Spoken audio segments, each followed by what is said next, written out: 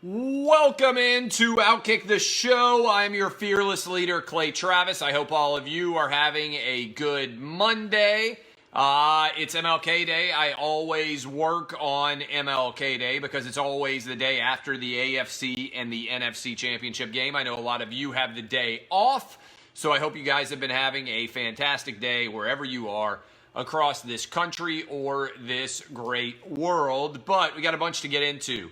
AFC and the NFC Championship games are over. Lots of big debates to come. Congratulations to the Chiefs and the 49ers, their players, their fans, their coaches. Titans and the Packers come up short. The Ringer, potentially on the market. Spotify kicking the tires. Could they be worth $200 million? The woke sports media loses its mind, looking to be offended on Sunday. Jalen Rose upset because Lamar Jackson's looks aren't talked about as much as Jimmy Garoppolo's. And another loser is upset because the Chiefs' name is offensive and therefore he will not be able to support the Chiefs, he says. Plus, Conor McGregor gets a win over the Cowboy on Saturday. But we begin with the Chiefs and Patrick Mahomes. Congratulations. I said this a while ago. I continue to say it. Patrick Mahomes is the best player in the NFL. And ever since his team got down 24-0 to the Houston Texans, he has been virtually unstoppable. The stats are off the charts for Patrick Mahomes since that injury. Since trailing 24-0, Patrick Mahomes, 70% completion percentage, 9 touchdowns, and a total passer rating of 139.7, 678 total yards passing and rushing. He won this game for the Kansas City Chiefs, I believe, on the final drive of the first half. We'll get to the Titans here in a moment, but that final drive, the Titans go out, they run the ball on first and second down, throw a screen on third down. Very conservative drive after they had scored a field goal and 2 touchdowns on the first 3 drives of the half. They then give the ball back to the Chiefs, who drive at 90 yards, 27-yard scramble, iconic touchdown by Patrick Mahomes. Titans were trying to knock the ball away instead of tackle him and give Patrick Mahomes credit. It looked like he was planning on getting 6 or 7 yards and stepping out of bounds. He turned it upfield and decided to go for the goal line. And instead of getting him down and forcing the Chiefs to call a timeout, the Titans went for the strip, and I believe the game was decided right then and there. That was an incredible effort by Mahomes, an incredible performance, and I got to give a shout-out to him for that play. But Patrick Mahomes, I believe, will go to 4 or 5 Super Bowls. If I were setting the over-under right now on Patrick Mahomes in the years ahead, I would set it at 4.5. No one in the AFC is remotely close to Patrick Mahomes right now. Not Lamar Jackson, not Deshaun Watson, not Baker Mayfield of his age, of around his age, not certainly Josh Allen or Sam Darnold or anyone else, right? In the AFC, Patrick Mahomes is infinitely better than all of his contemporaries right now. Maybe that will change. Maybe someone will step up to him and become the Peyton Manning to his Tom Brady, or the Tom Brady to his Peyton Manning. But right now, he is poised alongside of the Kansas City Chiefs. I believe Mahomes is poised to become this generation's version of Brady Manning, except without anybody to step to him and be the opposition in the AFC, at least like those guys had. Now, also, Andy Reid is one of the 6 best coaches right now in the NFL based on the amount of years that he's been there in no particular order. Sean Payton, Bill Belichick. You can go with Andy Reid. You can go with Mike Tomlin. I think you toss in Pete Carroll and John Harbaugh. Those are the 6 best coaches. Now, you can also say, well, maybe down the road, Sean McVay is going to be in that mix. Maybe down the road, there are other young coaches that you can look at and say, hey, Matt LaFleur, maybe those guys are going to end up being really good.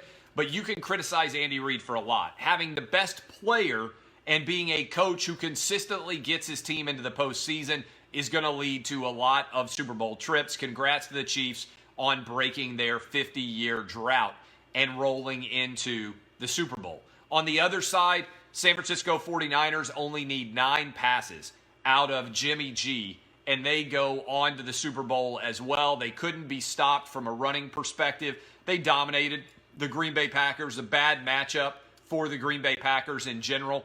They went down in the first 6 quarters, 64-8, 27-0 at the half, and I turned this one off and went and played Uno and Connect 4 with my young kids. That's what I did in the second half of the game. I didn't even watch it. I don't believe the Packers were a legitimate 14-4 team. I think they were more akin to a 9-7-ish team that happened to have everything break their way. Is Aaron Rodgers done? I don't know. He's going to be 37 next year. It would take a Peyton Manning-esque revival of his career, John Elway-esque, for him to get a upper ages additional Super Bowl. I don't think that is likely that is going to happen for him. If you are a Aaron Rodgers truther and you want to argue, well, it's not Aaron Rodgers' fault, everybody else fell apart around him, I guess I can tell you this. Aaron Rodgers has lost in the playoffs 8 times. Defense gave up 45. Defense gave up 37. Defense gave up 45. Defense gave up 44. Defense gave up 37. Led game-tying drive, never got ball again. Led game-tying drive, never got ball again. Led game-tying drive, never got ball again. Maybe the defense is the reason why Aaron Rodgers is not going to be able to win a second Super Bowl, but he wasn't very good in the first half. And again, he's going to turn 37 next year. I believe that it's unlikely to happen for him going forward. What do we think about the Titans? Interesting decision. I want to know, and I'd like to have a strong belief, but I really don't, whether the Titans are a flash in the pan or whether this represents a step forward and they're going to be in contention for the next 4 or 5 years. I really don't have a strong feeling on this. I think you can make a strong argument that they're like the Jacksonville Jaguars were a couple of years ago, a team that came within a hair's breadth of advancing to the Super Bowl, lost on the road, and then fell apart. Or I think you can make an argument that they're a little bit like the Kansas City Chiefs, a team that was built to be pretty good, got hot last year, and finally won some playoff games, and then came back the next year and were good as well. Here are the big questions that the Titans have to uncover. One, what are they going to do with Ryan Tannehill? Is he a one-year wonder like Nick Foles was, and he's going to get overpaid, and when he comes back, then he comes back down to earth, and his Pro Bowl season, he just got announced for the Pro Bowl, it diminishes, and he goes back to being an average quarterback in the NFL at best, right? Is his Cinderella season going to turn the carriage, going to turn back into a pumpkin? I would contemplate, if I were the Titans, potentially going ahead and putting him on the franchise tag. And the other question is, what are you going to do with Derrick Henry, okay? What are you going to do going forward with Derrick Henry? I think that's a tough call, too, because everybody who's gotten paid high dollars at the running back position, basically over the last decade, hasn't been able to pan out very well. Look at what happened with Ezekiel Elliott this year after a big contract, shell of himself. Look at what happened to Todd Gurley after a big contract, shell of himself. Look at what happened to Le'Veon Bell, clearly not worth the money that he received to the New York Jets. And you can go on down the list. Even the Titans have their own history at the running back position. They gave Chris Johnson, Chris CJ2K, a lot of money back in the day, and he never really panned out in the way that he continued to evolve. And so in the grand scheme of things, I think that is a difficult decision. Now, the talk is that you could use the franchise tag and the transition tag. And so I think there's lots of interesting moves that you can make. You don't have to let him go. You can franchise tag him, too.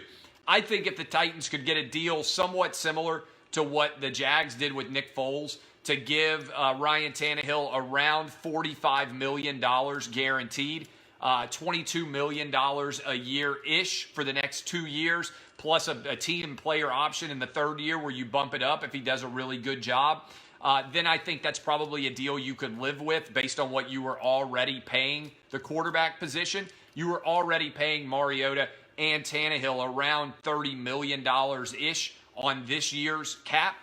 in terms of total dollars. So if you could get Tannehill for $22 or $23 million a year, you could franchise tag Henry, pay him $12 or $13 million a year, and see whether he can do it for another year. The general consensus about running backs is by the time they hit 30, they are done. And I believe Derrick Henry is 26 now. Now, he didn't have a lot of work in his first 2 years in the NFL, or even his first 3 years, really. But he had a lot of miles on him in high school and in college. So I think that is an interesting decision going forward. And again, the question is, what is the long-range value going forward of both Ryan Tannehill and Derrick Henry? And also, how are they going to play once they get paid? That is, I think, a big decision that the Titans' brain trust is going to have to make. In the larger context, got to get a pass rusher.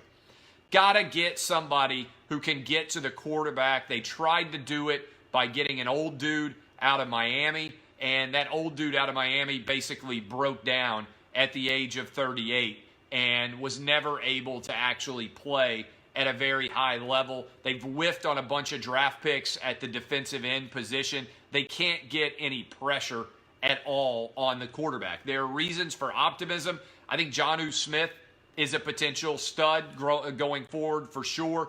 I certainly believe that A.J. Brown has shown himself to be capable of becoming a top 10 wide receiver in the league. That would be a reason for optimism. Titans also have a lot of cap space, depending on how much they're going to use, who they're going to allow to stay, who they're going to let go. All of those are big decisions the Titans will have to make going forward as well. All right, the Ringer.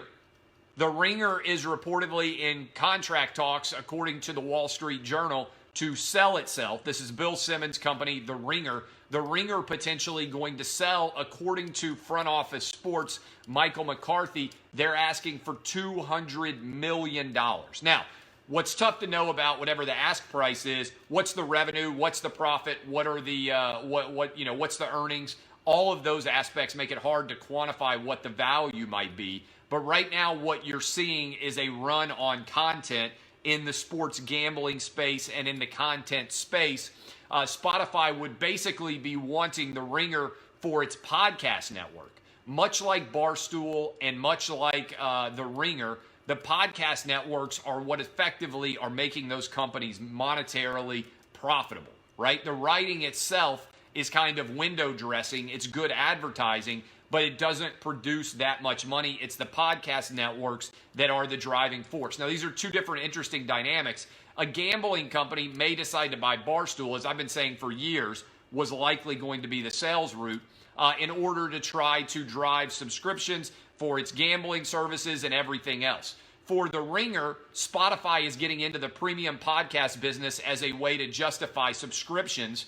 If they started to put some of the Ringer's podcast networks behind their paywall, in theory, they could get a lot of people to sign up. It's an interesting idea. What we haven't seen work so far in the podcast space is putting some kind of content in a substantial way behind a premium wall and charging people to sign up. Everybody's been going for mass numbers as opposed to trying to get the niche numbers. And I think that's an interesting experiment to think about. Would that be the play for Spotify, leaving perhaps Bill Simmons and some of the biggest podcasts out for everybody to download, and then going out and selling the rest to other people who are Spotify premium subscribers. So I think that's an interesting question in general as you look forward. I would expect that Outkick and me, we already have been getting inquiries in a big way from a lot of gambling companies. I think somebody's going to want me to come in-house with Outkick at some point in the next couple of years and basically put everything Outkick does with a gambling company as well. I think that's going to be the transition that a lot of places end up going. It wouldn't surprise me if a company like The Athletic gets looked at by Spotify or gets looked at by a gambling company as well. I think those are the kind of buyers that will be out there in the days, weeks, months, and years ahead. Did you guys see this? The woke media has lost its mind. There were two stories on Sunday, and people are getting so crazy when they start to complain about things that I can't even get over how ridiculous some of these stories are, all right? Let's see. And by the way, I'm rooting for the Ringer to sell for as much money as possible because I want sports media companies to sell for as much money as possible, just like I want Stephen A. Smith and Skip Bayless and Tony Romo and everybody else to make as much money as possible. I want a rising tide to lift all boats. So I want everybody to make as much money as they possibly can. So some guy named Mike Wise is looking for a reason to be offended, and he tweeted, "Congrats to Kansas City's long-suffering fans who've waited their entire lives to get back to a Super Bowl. Based on personal conviction, I hope they understand I can't root for any native-themed team to win it all, especially one that participates in the Tomahawk Chop in 2020. The woke-ass sports media is just looking to be offended all day long, every day. And that is a perfect tweet. I thought it was satire. I thought it was parody. It was so ridiculous to wait until the Kansas City Chiefs finally advance to the Super Bowl for the first time in 50 years so that you can be offended because they do the tomahawk chop and because they are called the Chiefs.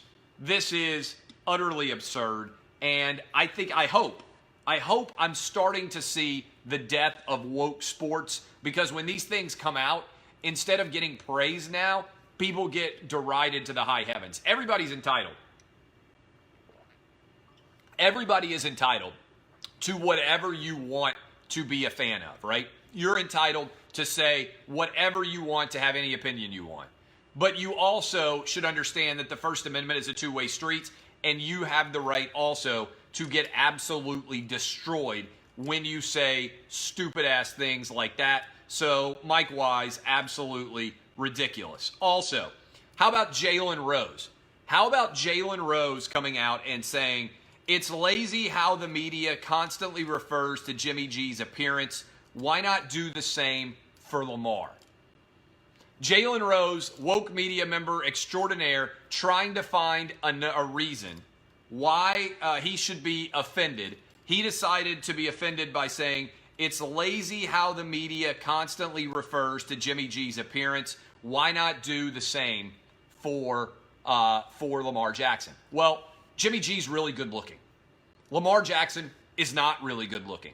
As Jason Whitlock said, how come the media doesn't refer to me as looking like Denzel Washington, right? This is ludicrous. People can look, whether you're straight or gay or whatever you might be, at one man and another man and notice who's good looking. The media also never said about Peyton Manning when he was always playing against Tom Brady. They didn't talk about how good looking Peyton Manning was. Do you know why they didn't talk about how good looking Peyton Manning was? Because Peyton Manning's not good looking. Everyone is not good looking. I wish they were all gorgeous, right? I wish every man and every woman looked like Jimmy G and Blake Lively, all right? I wish that all of us were drop dead gorgeous. I wish that everybody looked like Denzel and Kerry Washington. I wish that everybody looked like the most beautiful people you can possibly imagine in the history of mankind.